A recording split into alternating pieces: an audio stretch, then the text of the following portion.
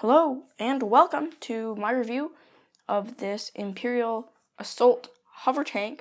This is set 75152. It came out in 2016 as part of the Rogue One sets line. It cost $30 back when it released in 2016, as I mentioned, and came with 353 pieces and 3 minifigures. While the price per piece value might not be so good, I think it makes up for that with the playability that it has. It has a lot of play features. But first of all, let's go look at those nice minifigures that come with the set. Here's the first minifigure that you get with the set. This is the Imperial Assault Hovertank Pilot. So the person who pilots the Hovertank, you do get 2 of these guys. They're, I think, identical, they seem identical to me, at least. They have some sand markings on their torso, one up there and one down there. And underneath that helmet, this helmet is the angry clone face, which we've been seeing for a long time in LEGO stores, probably for as long as clone troopers had printed heads. And I'm glad they switched that out for 2020, but this came out a few years back. So they did not have the newer clone trooper head back then, but there's just some nice printing overall in this trooper. There's leg printing, no arm printing, and there's just some simple back printing. And I also really like the helmet mold on this guy. And that is the Hovertank Pilot. Here's the second distinct minifigure, or the third minifigure, since you have 2 of the pilots. So technically the third minifigure, or the second distinct minifigure.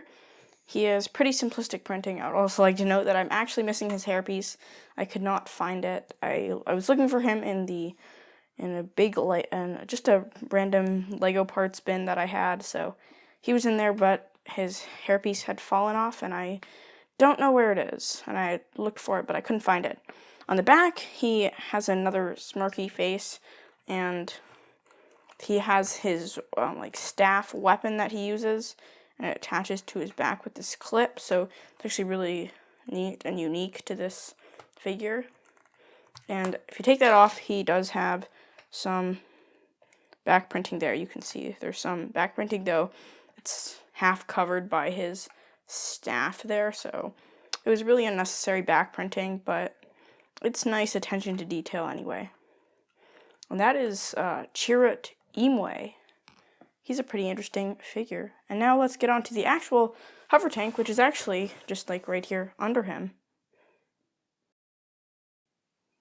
Here's the actual Hovertank itself.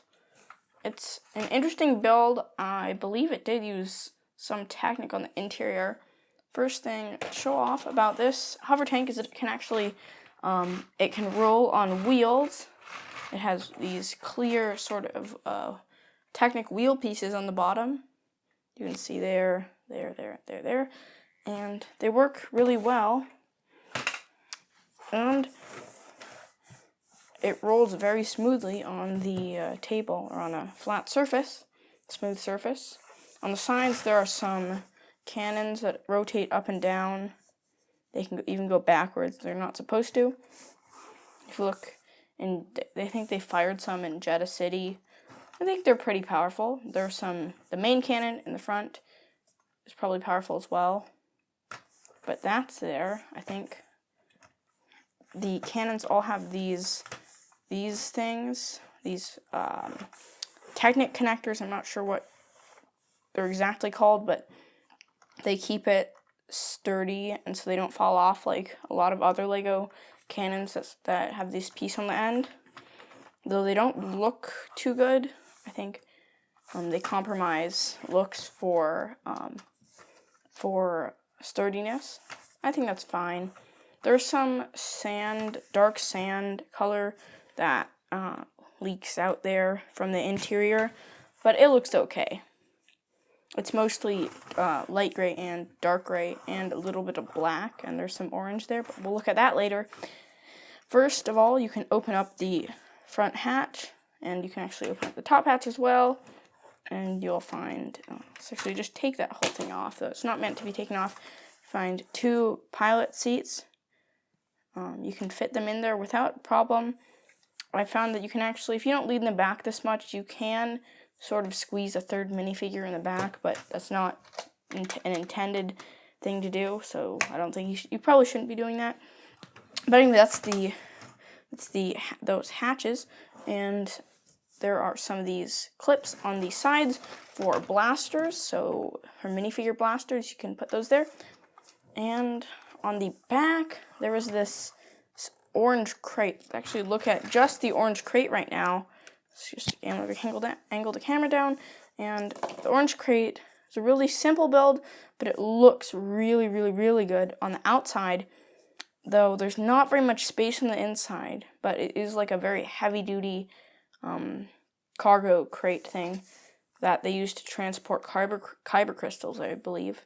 And anyway, you can just fit that easily on here. Sorry, there's some dust in there. It's been on my shelf for quite a long time, for like 4 years, I bet. But anyway, that fits on there really easily and really nicely. And that is the crate. And I think the last sort of play feature here is the cannons. There are 2 spring-loaded shooters on the front. Ooh, let's try to get some good lighting there, but I'm not sure if you can see, but there are spring-loaded shooters on the front, and you can fire those off using these little knobs on the side here. You can twist them. And there's one on the other side as well, so let's actually look and fire that off against the back wall here. I fire those off like that, and they work really, really, really well. This mechanism is better than the AAT from the same year, I think, or maybe like 2 years prior or 1 year prior. Anyway, it released near the same year of this, but this mechanism is so much better, and it shoots the shooting mechanism is very strong, just like almost all spring-loaded shooters. But anyway, that is most of the set, and you can probably have Chirrut steal the crystals or something, or attack it or something. But I think there's a lot of playability in the set. There's some extra studs over here. You can place a lot of minifigures on the set, as I placed them up there earlier. But there's just so many ways to play with the set, and that's why I think it's worth those $30 that you spend on the set.